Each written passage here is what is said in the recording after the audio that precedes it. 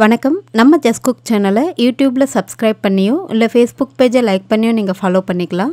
இந்த வீடியோவில் சாதம், இட்லி, தோசை கூடலாம் வச்சு சாப்பிட்ற மாதிரி ஒரு முட்டை குழம்பு எப்படி பண்ணுறதுன்னு பார்க்க போகிறோம். நம்ம லஞ்சுக்கு இந்த முட்டை குழம்பு ரெடி பண்ணிட்டோம் அப்படின்னா நைட்டு இட்லி தோசைக்கு இதையே வச்சு சாப்பிட ரொம்பவே நல்லாயிருக்கும். ஒரு கடாயில் 2 டேபிள் ஸ்பூன் அளவுக்கு எண்ணெய் சூடு பண்ணிவிட்டு எண்ணெய் லேசாக சூடாக இருக்கும்போதே ஒரு 1/4 டீஸ்பூன் மஞ்சள் தூள், 1/2 ஸ்பூன் அளவுக்கு குழம்பு மிளகாய் தூள், கொஞ்சமாக உப்பு சேர்த்துட்டு வேக வச்சுருக்கிற முட்டையை லேசாக இந்த மாதிரி கீரல் போட்டு இந்த மசாலா கூடவே சேர்த்து ஒரு 2 நிமிஷம் வதக்கிட்டு தனியாக ஒரு பாத்திரத்துக்கு மாற்றிக்கலாம். நம்ம மசாலா சேர்க்கும்போது எண்ணெய் ரொம்ப சூடாக இருக்கக்கூடாது. சூடாக இருந்துச்சுன்னா மசாலா டக்குன்னு கருகி போயிடும். இப்போது இந்த முட்டை தயாராகிடுச்சு. நான் ஒரு தனியாக பாத்திரத்துக்கு நான் மாற்றிக்கிறேன்.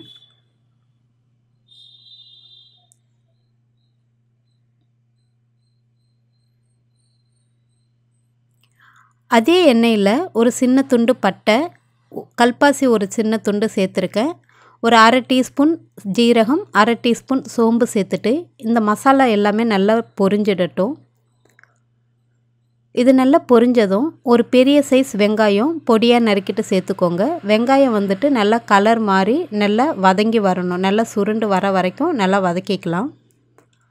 இப்போது இது தயாராகிடுச்சு. இது கூடவே 1 டீஸ்பூன் அளவுக்கு இஞ்சி பூண்டு விழுது சேர்த்துட்டு கொஞ்சமாக கல் உப்பு சேர்த்து இதோடைய பச்சை வாசனை போகிற வரைக்கும் பாத்திரத்தில் அடி பிடிக்காமல் நல்லா கிளறி விட்டுடலாம். இது கூடவே ஒரு கொத்து அளவுக்கு கறிவேப்பிலை சேர்த்து நல்லா வதக்கிக்கலாம்.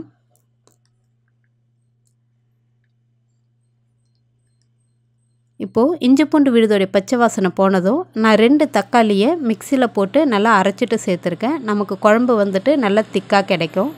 இந்த மாதிரி நல்லா சேர்த்துட்டு இது கூட ஒரு 1/2 டீஸ்பூன் மஞ்சள் தூள், 2லேருந்து 2.5 ஸ்பூன் அளவுக்கு குழம்பு மிளகாய் தூள் சேர்த்துட்டு இது பச்சை வாசனையும் போகணும், எண்ணெயும் நல்லா பிரிஞ்சு வர வரைக்கும் நல்லா வதக்கிக்கலாம். இப்போது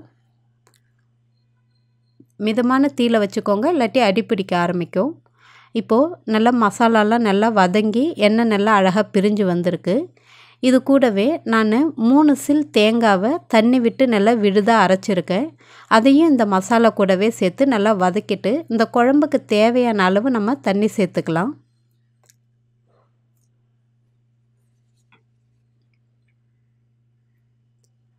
நம்ம தேங்காய் அரைச்ச அதே மிக்ஸி ஜாரில் தண்ணி நல்லா சேர்த்துட்டு அலசி இந்த குழம்பு கூட சேர்த்துக்கோங்க. நீங்கள் குழம்பு நல்லா கலந்து பார்த்தீங்கன்னா தெரியும். ரொம்ப திக்காக இருந்துச்சுன்னா நல்லா இந்த பச்சை வாசனை போகிற வரைக்கும் கொதிக்கும்போது இன்னும் கெட்டி ஆகிடும்.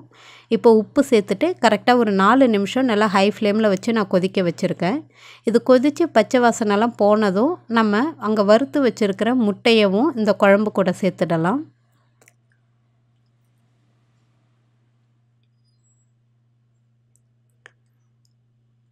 இந்த மாதிரி முட்டை சேர்த்துட்டு இந்த குழம்புலையே நல்லா கலந்து விட்டுட்டு கரெக்டாக ஒரு 3 நிமிஷம் நல்லா மிதமான தீயில வச்சு நம்ம கொதிக்க வச்சோம் அப்படின்னா குழம்பு அழகாக நல்லா எண்ணெய் பிரிஞ்சு சூப்பராக தயாராகிடும். இப்போது குழம்பு சூப்பராக தயாராகிடுச்சு. இதை நல்லா கலந்து விட்டுடுங்க. கலந்துட்டு அடுப்பை ஆஃப் பண்ணிவிட்டு நம்ம கொத்தமல்லி இலையை நல்லா ஃப்ரெஷ்ஷாக நறுக்கி இது கூட சேர்த்துட்டோம் அப்படின்னா ரொம்ப சூப்பரான முட்டை குழம்பு தயாராகிடும். இந்த குழம்பை நீங்கள் சூடான சாதத்துக்கோ இட்லி தோசைக்கோ வச்சு சாப்பிடும்போது ரொம்பவே டேஸ்டியாக நல்லாயிருக்கும். நீங்களும் ட்ரை பண்ணி பார்த்துட்டு எப்படி இருந்துச்சுன்னு சொல்லுங்கள். நன்றி, வணக்கம்.